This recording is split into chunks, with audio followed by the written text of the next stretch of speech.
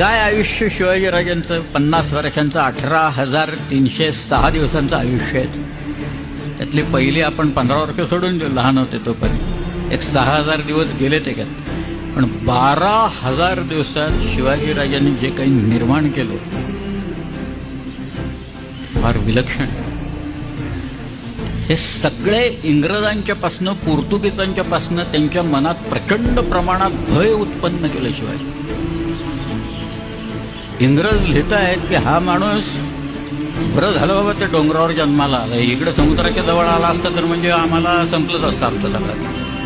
असं इंग्रजांनी लिहून ठेवलेलं आहे.